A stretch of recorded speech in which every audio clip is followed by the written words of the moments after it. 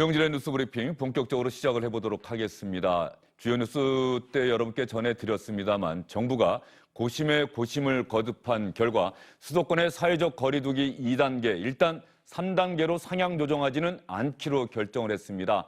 다만 실질적으로 3단계의 효과를 거둘 수 있는 그런 조치들을 포함시키겠다. 그래서 조금 전 오후 1시 반에 발표를 했는데요. 정세균 국무총리가 이미 오늘 아침에 이런 내용을 언론을 통해서 공개적으로 이야기하기로 했습니다. 사회적 거리두기 3단계는 그 경제 사회적 파급 효과를 감안하면 우리가 선택할 수 있는 마지막 카드입니다.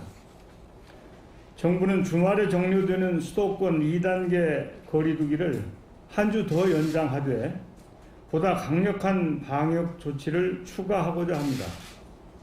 오늘 회의에서 음식점, 카페 등 우리가 일상에서 가장 많이 이용하는 업소의 영업 방식과 운영 시간을 제한하는 방안을 논의합니다. 불편한 점이 많아지겠지만 국민들께서 적극 협조해 주실 것을 간곡히 당부드립니다. 정세균 총리가 얘기한 내용을 조금 전 오후 1시 반에 박능우 보건복지부 장관이 공개적으로 발표를 했죠. 장경태 민주당 의원, 이준석 전 통합당 최고위원, SBS의 민성기 논설위원과 함께 이야기를 나눠보겠습니다. 어서 오십시오. 네, 안녕하세요. 민성기 의원, 먼저 정부가 상당히 고심을 한 것 같아요. 네, 그렇습니다. 말은 표면적으로는 2단계를 일주간 연장한다 이렇게 발표를 했지만은 내용을 보면 거의 2.5단계까지는 왔다 이렇게 봐야 될 것 같습니다. 예. 그러니까 일상적으로 우리 시민들이 많이 이용하는 그 수도권의 모든 프랜차이즈 카페 그리고 음식점, 제과점 이런 것의 운영 방식과 운영 시간에 대해서 그 제한이 상당히 많이 가해졌고요. 예. 그리고 수도권의 각 학원들 대면 수업이 금지됐고 그리고 그 노령층이 많은 요양병원 그리고 그 요양원에서도 면회가 금지되는 그런 강력한 방역 조치가 취해졌기 때문에 그 표면적으로는 2단계지만 그 실질적으로는 한 2.56단계, 3단계 거의 직전까지 갔다 이렇게 보는 게 맞을 것 같습니다. 예. 장경태 의원은 정부의 발표 어떻게 보세요? 그러니까 3단계로 가야 한다고 전문가들은 계속 얘기를 하고 있는데 정부는 일관돼요. 3단계로 가게 된다면 그거는 정말 마지막이어야 하는데 그렇게 되면 대한민국이 멈춰서게 된다. 그래서 고심이다. 이렇게 얘기를 하고 있거든요.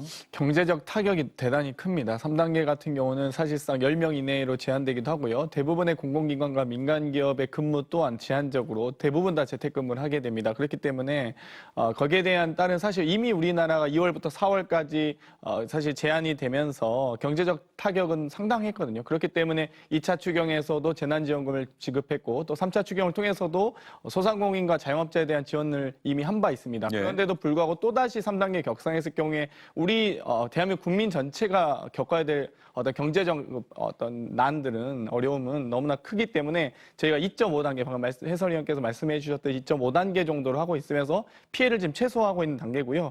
어찌되었건 8월 15일 날 전광훈 집회 이후에 50여 명 정도밖에 안 됐던 소위 이 확진자들이 지금 300명, 350명을 육박하고 이미 400명도 넘었던 적이 있습니다. 현재 4,200명이 격리 중인데요. 사실상 이 한 3,500명 정도가 지금 신규로 급격히 늘어난 상황이기 때문에 지금 수도권 내 병상은 대단히 부족한 상황 아니겠습니까? 알겠습니다. 장경태 의원님. 정의경 질병관리본부장이 매번 당부하는 말인데요. 일단 코로나19 확산세를 막기 위해서는 너무나도 간단하고 다 알고 있는 내용이죠. 접촉을 하지 않으면 됩니다. 집에 머무르시고 종교 행사 등 모든 활동은 비대면으로 전환을 해야 됩니다. 그리고 불가피하게 외부 활동을 하게 된다면 마스크를 꼭 쓰시고 2m 거리두기 반드시 유지하시고 손을 깨끗이 자주 씻는 것, 이 원칙을 꼭 지켜달라고 다시 한번 당부했습니다. 저희는 사회적 거리두기 2단계를 유지하면서 사실상 3단계에 준하는 효과를 거둘 수 있는 그런 방안을 정부가 발표했다는 소식으로 다시 넘어가 보도록 하겠습니다. 이준석 전 통합당 최고위원에게 질문드리기 전에 조금 전에 발표를 했었던 박능우 보건복지부 장관의 이야기도 들어보도록 하겠습니다. 이에 따라 수도권의 2단계 거리두기를 유지하되 한층 더 강화된 방역 조치를 이번 일요일부터 8일간 집중적으로 실시하기로 하였습니다. 거리두기 3단계 상향 조정은 언제든 실시할 수 있게 준비는 하되 이번에 결정하지는 않았습니다. 수도권의 주민들께서는 앞으로 8일간은 꼭 필요한 경우가 아니면 집에만 머물러 주십시오. 모임, 약속 등은 모두 취소해 주시고 퇴근 후에는 집으로 바로 들어가 주시기 바랍니다. 이 마지막 배수진을 통해 수도권의 확산세를 잡지 못한다면 우리는 3단계 거리두기라는 마지막 수단밖에 남지 않습니다. 자, 다음 주까지 2단계를 유지하되 만약에 상황을 억제하지 못한다면 마지막 단계 3단계로 갈 수밖에 없다. 이렇게 박능호 보건복지부 장관이 이야기를 했어요. 예. 근데 사실 지난주에 이제 사실 PC방이나 일부 업종에 대해서 영업 제한이 있을 때도 네. 많은 방역 전문가들 우려가 있었습니다. 이게 뭐 왜 특정 업종에 대해서만 제한을 하는 것인지, 결국에는 뭐 PC방이 밑에서 뭐 PC하는 공간이라고 한다면은 예를 들어 카페 같은 것도 요즘 가보면은 전부 다 노트북 깔아놓고 작업하는 공간 아니냐. 근데 어떤 차이가 있느냐.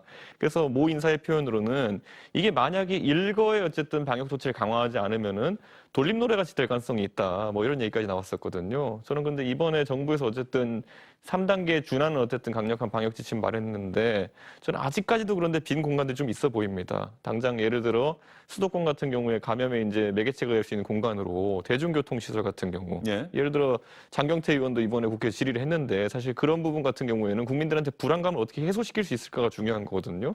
아무리 한 공간에 50명 있으면 안 된다, 뭐 100명 있으면 안 된다, 3단계 되면 10명 있으면 안 된다 이런 얘기 한다 하더라도 그 기준 자체가 현실적이지 않은 경우도 있고 또 반대로 너무 모호한 지점도 있거든요. 그렇죠. 사실 지하철을 타게 되면 출퇴근을 위해서 불가피하게 타셔야 될 분들이 많은데 지하철 안은 뭐 출퇴근 시간에 얼마나 많은 사람들이 한 공간에 있습니까? 실제로 서울 지하철 같은 경우에는 혼잡도가 한 양에 200명 정도까지 올라가는 경우도 있기 때문에 출퇴근 시간에. 그래서 방금 전에도 이제 박능우 장관이나 아니면은 정은경 본부장이 출퇴근 같은 것도 자제해달라라고 이제 이야기하는 경우가 있었지만은 사실 출퇴근을 자제하라는 의미는 맞는 말 같으면서도 어떻게 해야 되는지 국민들이 잘 모를 거거든요.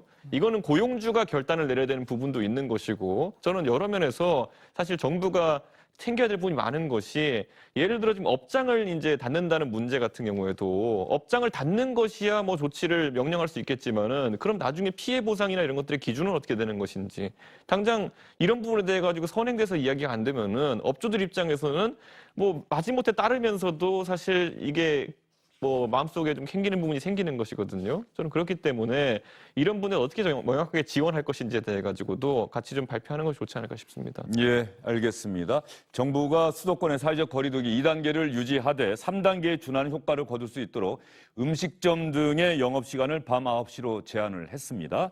그러면 민성기 의원, 우리 시청자분들 이해를 돕기 위해서 2단계에서 3단계로 가는 원래 조건이 있지 않습니까? 지금 3단계로 가는 조건이 조건이 좀 충족된 상황 아닌가요, 거의?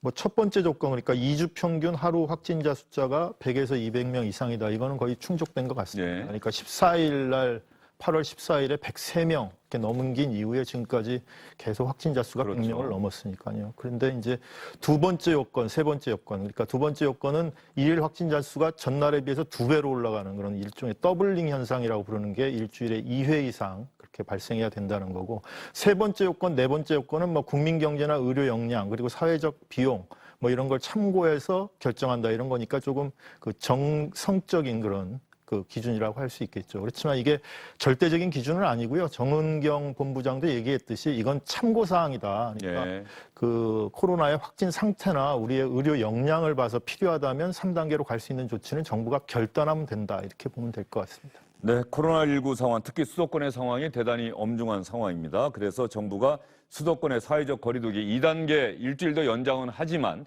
만약에 이렇게까지 했는데도 수도권의 코로나19 확산세를 막지 못한다면 마지막 3단계로 갈 수밖에 없다. 이렇게 이야기를 하고 있습니다. 이 상황에서 장경태 의원님께 이 질문 안 드릴 수가 없네요. 내일이 민주당 전당대회 아닙니까? 네, 그렇습니다. 이 코로나19 때문에 정말 이렇게 관심 못 받는 집권 여당의 전당대회도 있었을까 싶을 정도예요.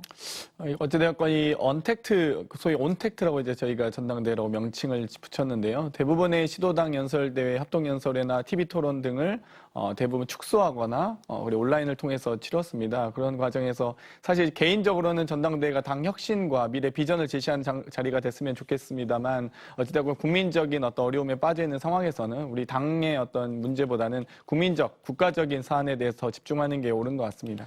예, 원래 뭐 연기를 해야 된다. 김부겸 후보 같은 경우는 좀 그런 요구도 했던 것 같은데 예정대로 강행하기로 한 것은 얘기하신 대로 언택트가 가능하다? 예, 제가 이제 저도 전당대회 준비위원회에서 예. 회의를 했었는데요. 그러니까 어찌됐건 저희가 연기를 함으로써 발생할 수 있는 실익이 있다면, 만약 이 문제가 해결이 된다면 저희가 연기라도 해서 했을 텐데요. 뭐 연기를 한다 한들 사실 지금 현재 빠르게 해결될 가능성이 낮기 때문에 바로 진행하게 되었습니다. 예. 어느 후보가 대표가 되는 겁니까? 내일이면 아실 것 같습니다. 예. 이미 뭐 알고 계시는 것 같은데 말씀은 안 하신 것 아무도 같습니다. 예. 알겠습니다. 민주당 전당대회 내일 오후 5시 조금 넘으면 새로운 집권 여당의 대표를 확인할 수 있을 것 같습니다. 다만 이낙연 의원이 대표가 된다고 한다면 지금 자가격리 기간이기 때문에 집에 있는 것 아닙니까? 그렇죠. 그러면은 이 언론과의 인터뷰도 아마 새롭게 화상으로 한다거나 뭐 이런 형태가 될 수밖에 없지 않을까 그런 생각이 듭니다. 코로나19와 관련한 더욱 상세한 소식, 특히 이런 상황에서 여러분께서 많이 걱정하고 계시는 의료계 파업, 정부의 강경 대응과 관련한 소식은 주영진의 뉴스브리핑 2부에서 상세하게 여러분께 전해드리도록 하겠습니다.